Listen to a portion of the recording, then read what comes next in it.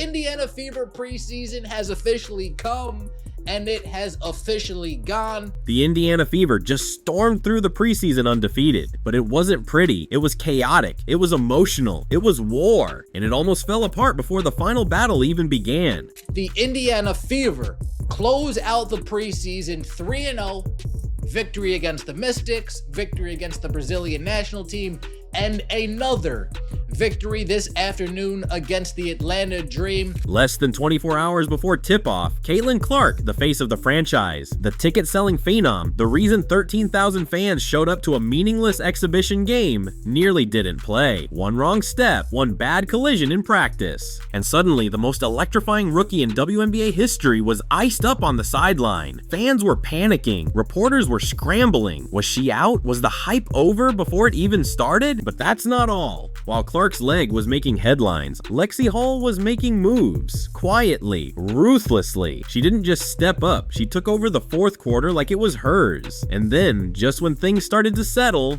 Sophie Cunningham, the team's fire starter, went down with a scary ankle injury that had Fever fans holding their breath. 1 minute, it looked like Indiana might collapse. The next, they were putting the league on notice. This wasn't just an undefeated run, it was a warning shot, because what happened in that final game? It might have been the start of something terrifying. It was supposed to be just another tune-up before the real season, but instead, Fever fans got a scare that stopped the basketball world cold. They're just doing a drill, and if you're looking what happens here. Caitlin Clark pulls up. Caitlin Clark pulls up immediately. And a lot of people are saying that it's not the end of the world. Just 1 day before Indiana's final preseason game, reports started leaking. Caitlin Clark got hurt. No cameras, no footage, just whispers from practice that she'd collided with another player and came up limping. The same leg she had, strained before, the one the medical staff had been monitoring, and now it was iced, elevated, and nobody, not fans, not teammates, not even the media, knew if she was going to play. Social media exploded, thousands of tweets in minutes. Clark was trending nationwide for all the wrong reasons. Fever fans were refreshing timelines like their season depended on it, because in a way, it did. You could feel the anxiety in the arena. This wasn't just about preseason, this was about hope, momentum. The Fever had won 2 straight and were on the verge of a perfect run. Coach has mentioned you've been limited in practice this week. Just how are you kind of working back from that leg injury? Yeah, I think taking my time. I feel really good, honestly, and excited to get out there and play again tomorrow. Work on things that we need to work on, and yeah, Maria's been great. Our medical staff has been really helpful, but I feel really good, honestly. But now their star was in limbo, sitting on the sidelines in warm-ups, not in uniform. Reporters described the scene as tense. Every camera was pointed at her. A headline. There's no reason to overdo anything right now. It's been the beginning of the season. Still don't play here for another week, but the last 2 days have been really, really good for myself. You know where it started? What caused it to get her? I don't. Probably just a little too much basketball. I think, I love being in the gym, but I think understanding like when to be in the gym and, when to recover and things like that. So I think just finding a balance and obviously just getting back into the swing of things. But yeah, it was nothing major or anything like that. But then she stood up. The crowd erupted. Clark jogged onto the floor, suited up, and minutes later, she was in the starting lineup. The rookie scare had turned into a revenge tour. From the second the ball tipped, Caitlin Clark wasn't playing like someone nursing a leg injury. She was playing like someone out to make a statement. Darns it. So second attempt, same spot, same result for Maya Caldwell. That's Caitlin Clark, top of the key, and drains her first triple of the... She launched a 3 from the parking lot. Bang, then another, even deeper. Bang, the Atlanta defenders backed up and still couldn't stop her. Every time Clark pulled up from the logo, the gym buzzed with disbelief. She wasn't just shooting for fun, she was telling the WNBA, this is what's coming. Robin Lundberg, a WNBA analyst for Sports Illustrated, said it best. Clark may have increased her range. She's shooting from deep like it's nothing. When I watch the Fever, even when they're not at their best, one thing I can't help but think is that they're just going to run teams off the floor and destroy them with their firepower. They just have so many players that can beat you and can score. And, Duana Bonner didn't even start this game. Sophie Cunningham started in her place. And she wasn't just scoring, she was dissecting Atlanta, zipping passes across the court, leading fast breaks, dictating tempo. In just 23 minutes, she posted 13 points, 7 assists, and 6 rebounds. It was her most complete performance yet. Natasha Howard gets the bucket.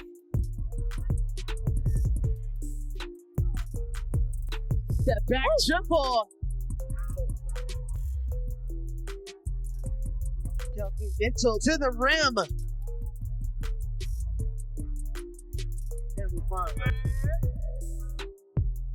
Well, that's Caitlin Clark, top of the key, and drains her triple.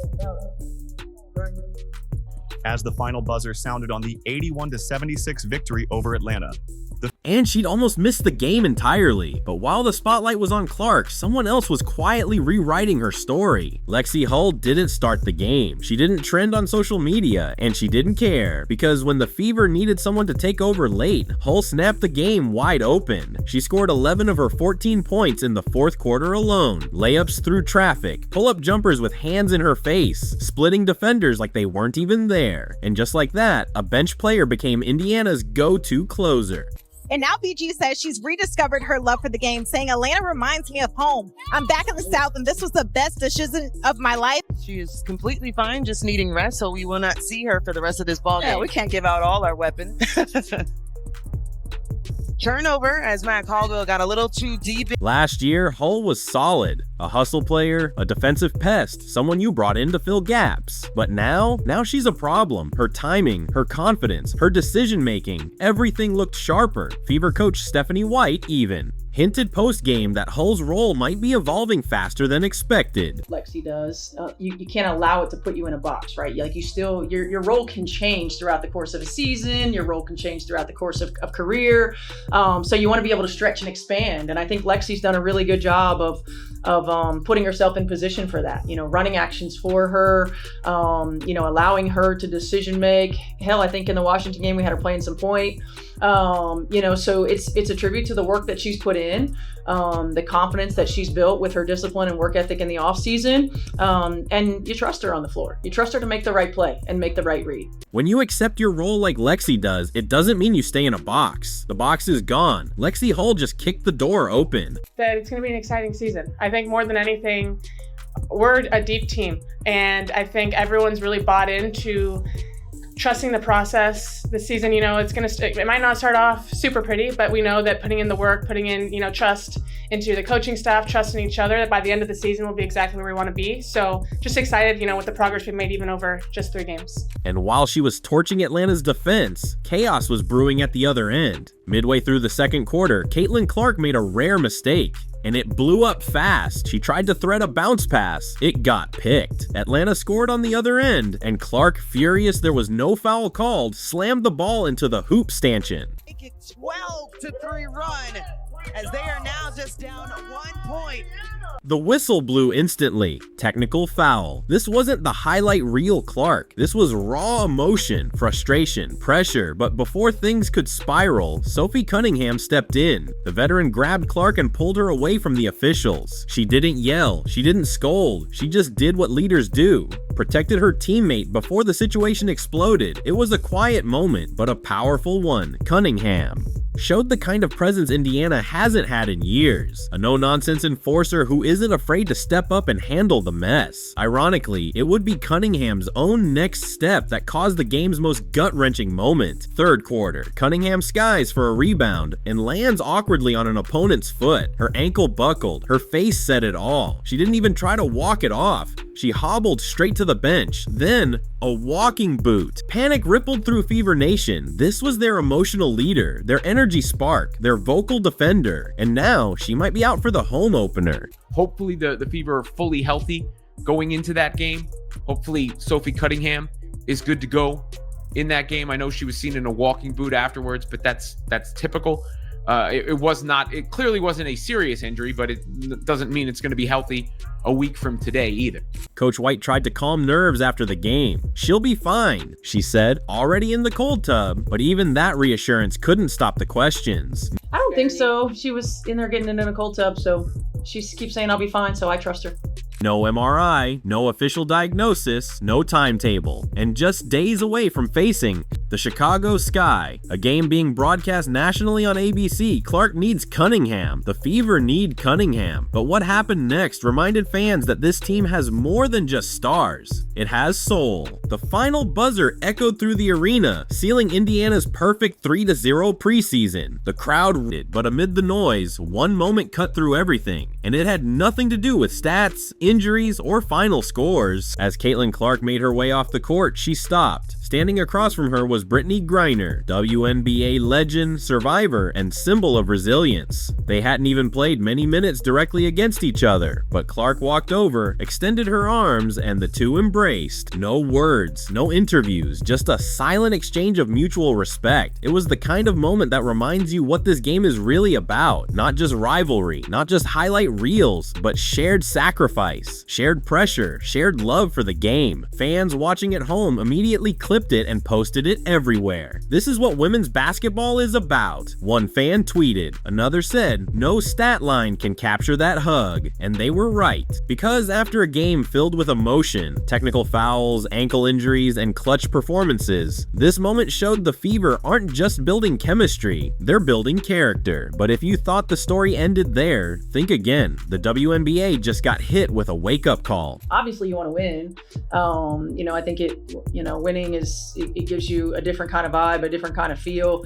But more than anything, we want to see growth. We want to see how we're able to utilize our depth. We want to continue to see different combinations, different lineups, what it looks like.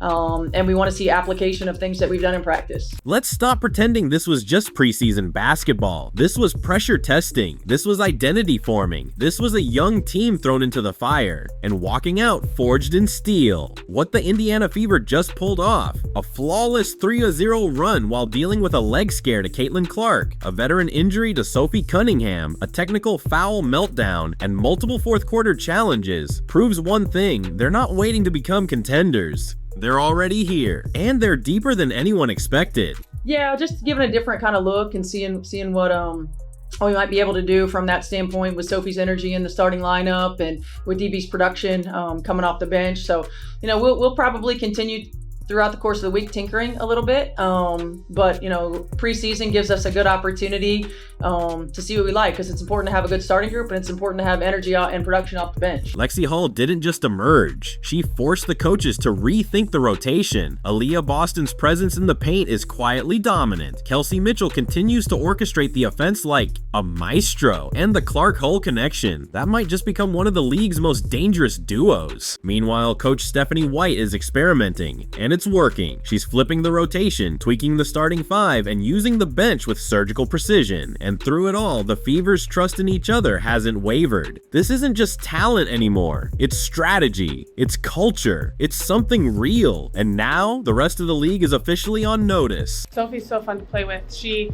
has a different energy about her, something you can't teach, something you can't tell people to act like, because you either have that or you don't. And being able to play with her, you feed off of that, and she feeds off the crowd feeds off her, so it's super fun, and I'm very grateful to get to play alongside her. Up next, the biggest moment yet. The Indiana Fever take on the Chicago Sky on May 17th at Gainbridge Fieldhouse on national television, live on ABC. This won't be a hidden gem. This will be the most watched WNBA opener in years. And that's no accident, because Caitlin Clark is now the league's most talked about rookie. She's a walking headline, a ratings magnet, and every defender from Chicago has spent the last week studying her every move. Expect traps. Expect full court pressure. Expect elbows and stares. Everyone's coming for her. But it's not just Clark under the spotlight. It's the entire Fever roster. The growth process, or the growth edge for young competitive players, is how you channel your energy, right? Like Tamika Catchings was the same way as a young player.